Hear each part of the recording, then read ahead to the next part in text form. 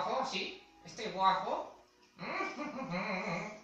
Bueno, Vagabonders del mundo, os voy a contar una cosa que el otro día me sucedió aquí en casa. Bueno, mi mujer siempre dice que hay sequía, no hay agua, no hay nada por aquí, no hay nada por allá, pero bueno,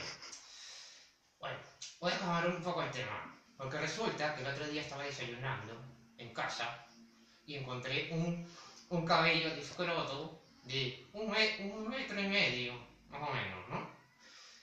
Y pensé, ¿cómo que aquí sequía? Si aquí sequía, ¿cómo hay un cabello de escroto aquí? El único que tiene sequía aquí soy yo. ¿O tú? ¿Yo? Sí, tú. Cortana.